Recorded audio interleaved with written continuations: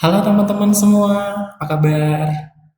Oke, semoga teman-teman nggak pernah bosen ya ngelihat aku dan melihat wajah aku. Karena kali ini aku bakalan nge-review dengan sangat jujur sebuah buku yang selama 1 minggu sudah aku baca. Nah, buku tersebut itu berjudul Maaf Tuhan, Aku Hampir Menyerah karya Alfi Al-Ghazi. Nah, jadi buku ini dengan tebal 235 diterbitkan oleh penerbit Sahima pada September 2020. Jadi sudah dua tahun ya, 2 tahun, hampir 3 tahun lah ya buku ini terbit dan sudah dibaca oleh jutaan orang, termasuk aku. Nah, jadi teman-teman, kenapa sih aku itu baca buku ini? Kalian sempat pernah berpikir nggak? Kenapa sih aku harus membaca sebuah buku? Apakah hanya untuk menambah wawasan, ataukah memang gabut dan iseng-iseng buat baca? Kalau aku enggak.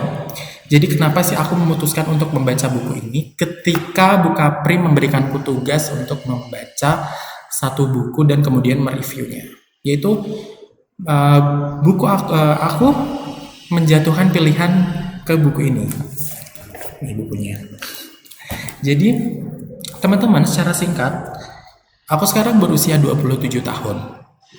Di rentang umur 20 sampai 30 tahun, kita itu sedang ada di masa-masa quarter life crisis. Masa-masa apa sih itu? Jadi itu adalah sebuah masa di mana kita sebagai seseorang yang dari remaja menuju ke dewasa, kita itu sering banget kehilangan motivasi, kehilangan tujuan hidup, atau bahkan kita itu nggak tahu hidup itu kok kayak gini ya. Terus gue tuh ngapain sih harus hidup? Nah, aku sedang berada di masa-masa seperti itu. Nah, kemudian aku memutuskan untuk membaca buku ini, yang mana memang isinya sangat bagus banget menurut aku. Penasaran ya? Oke, lanjut. Nah, buku Maaf Tuhan Aku Hampir Menyerah itu apa sih? Nah, secara singkat buku ini, buku yang dikaryai oleh Alfi Al-Ghazi adalah sebuah buku yang di dalamnya berisikan motivasi-motivasi kehidupan. Ada di garis bawah ya, motivasi-motivasi kehidupan. Bagi yang sedang dirundung duka, ragu akan impiannya, kehilangan arah dan masalah kehidupan lainnya. Iya teman-teman, jadi kita itu memang sering sekali ya mendapatkan masalah atau ujian bertubi-tubi dari Tuhan. Bahkan ada yang bilang hidup tanpa masalah itu bagai sayur tanpa garam. Tapi memang benar. Pada dasarnya sebuah masalah itu akan menguatkan kita gitu loh. Betul gak sih? Kalau betul, boleh deh kasih reactionnya ke aku dengan tulis di kolom komentar. Nah, kemudian yang aku mau bahas di sini adalah apa sih menariknya buku ini? Jadi teman-teman, buku ini itu banyak sekali berisi quotes, dan quote. Nah, di sini aku mengutip 3 yang menurut aku memang bagus ya. Nah, di sini mungkin aku akan bacakan. Tidak masalah lelah, itu menandakan kita adalah manusia. Rehat sejenak dari riuhnya peperangan antara hati dan pikiran. Kadang kita juga perlu menumpahkan air mata. Bukan untuk menunjukkan kelemahan diri, namun untuk membersihkan hati agar memandang segalanya jadi lebih jernih. Nah, di sini sudah digarisbawahi bahwa kita itu adalah manusia. Hakikatnya seorang manusia itu ya kalau capek ya istirahat, bener gak sih? Bukan malah dipaksa. Dan kita itu wajar Pak, manusiawi. Kita menangis itu ya menurut aku itu adalah sebuah manusiawi gitu loh. Karena memang kita seorang manusia. Tapi bukan berarti kita menangis itu kita lemah, kita cengeng. Bahkan seorang pria pun terkadang secara diam-diam, mungkin mbak-mbak yang gak tahu ya, kadang pria itu menangis di dalam kesendiriannya. Aku pun mengalaminya sendiri gitu. Nah, kemudian kita menuju ke quotes kedua, yaitu mari kita rayakan. Ada kalanya kita harus merayakan kehilangan agar kehilangan tak selalu dipandang buruk. Mari kita rayakan kehilangan dengan perjanjian perdamaian bahwa masa lalu sepahit apapun itu telah kita maafkan. Masa lalu bukan lagi sesuatu yang menakutkan, tapi ia kini sudah bernama pembelajaran sebagai bekal agar tak jatuh lagi di masa depan. Kenapa sih aku mengutip dari quote ini? Oke, mungkin dari teman-teman sudah tahu ya, di 3 minggu yang lalu keluargaku sedang ditimpa musibah. Jadi memang di situ rumahku kebobolan. Mamaku kehilangan uang dan aku kehilangan MacBook aku. Aku waktu itu sedih sih, cuman memang namanya manusia ya, kalau aku nangis buat apa, nggak bakal kembali gitu loh. Lalu aku ingat di buku ini ada quote seperti ini yang tadi aku baca. Jadi memang kehilangan itu kadang harus dipandang baik gitu loh. Maksud aku dipandang baik adalah Tuhan mengambil apa yang sudah Dia berikan, itu pasti nanti akan diberi yang lebih. Itu loh. Nah, aku berpikirnya seperti itu. Oh, mungkin Tuhan memang akan memberikan aku lebih, ataupun Tuhan sedang menguji aku. Kamu kalau aku kasih kehilangan, kamu bakalan berpaling dari aku nggak sih? Mungkin kayak gitu. Itu aku dari sisi positif menyikapi bahwa kemarin aku mendapat musibah dan aku nggak akan berlarut-larut dalam musibah tersebut. Nah teman-teman, quotes yang terakhir yaitu begitu pentingnya bersiap hingga menjadi penentu langkah-langkah selanjutnya. Sebab ketidaksiapan akan menghasilkan ketergesaan dan kecerobohan, sehingga bisa berakhir dengan tak sempurnanya hal yang dilakukan. Memang ini dalam segi apapun, ketika kita nggak siap, bahkan ketika aku ngajar pun kalau aku nggak siap, aku akan pelongo-pelongo di hadapan di hadapan murid-murid aku. Ketika aku ditanya, aku nggak bakalan ngerti apapun itu. Oke, nah kenapa sih aku ngomong banget panjang lebar dalam quotes ini? Ini adalah menggantikan di mana slide yang di aturan adalah membahas tentang tokoh. Nah, di sini kita sering banget ya baca, di situ ada kata kita, ada kita. Nah, aku menyimpulkan bahwa tokoh di dalam buku itu adalah kita sendiri. Ya kan? Kita sendiri yang memang ditujukan untuk membaca buku tersebut gitu loh. Jadi kita secara nggak langsung kita adalah tokoh utama dalam buku tersebut.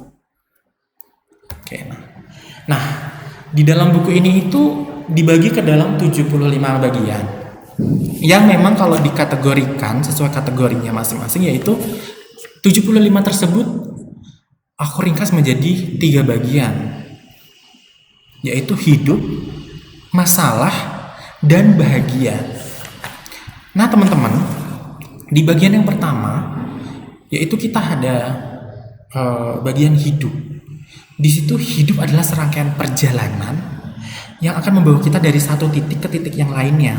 Maksud aku di sini adalah di dalam buku ini itu ternyata menceritakan bahwa kita itu hidup itu nggak selalu mulus gitu loh. Ada batu, ada kerikil yang menghalangi jalan kita, yang menjadi masalah dalam hidup kita.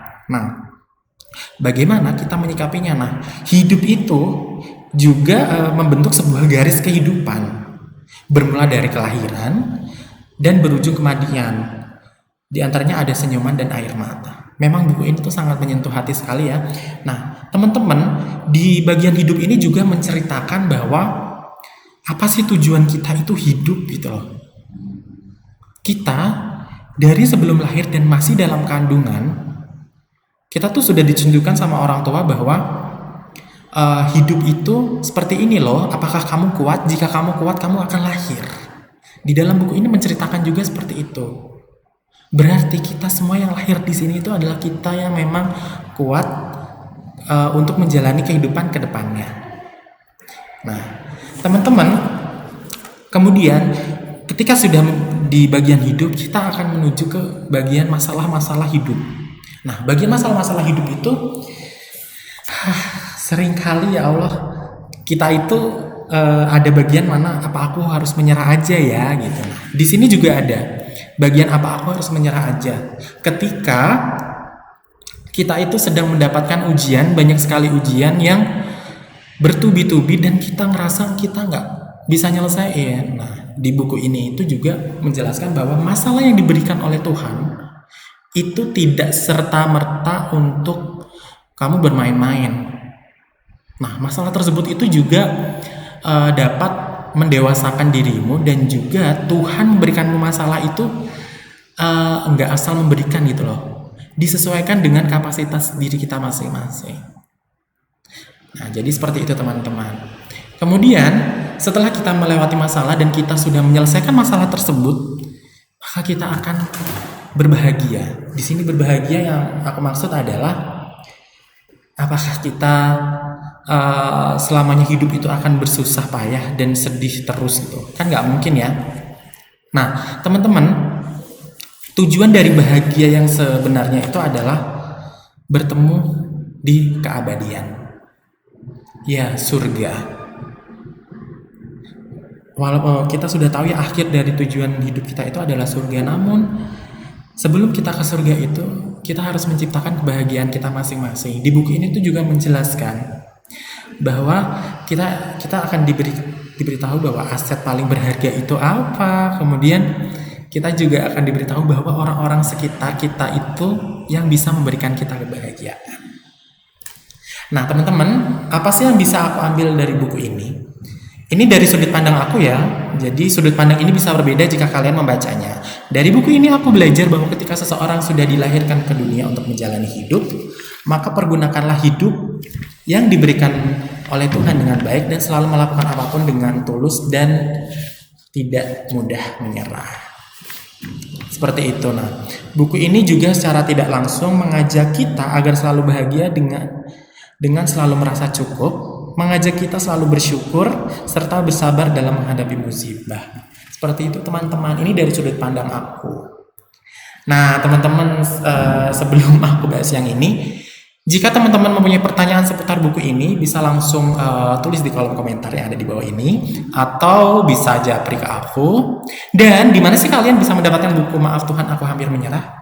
Tenang aja, aku punya bukunya satu. Jadi kalian kalau mau pinjem boleh. Ataupun aku sempat ngelihat, jadi di buku yang sudah dikumpulkan oleh anak-anak itu juga salah satu anak sudah mengumpulkan buku ini.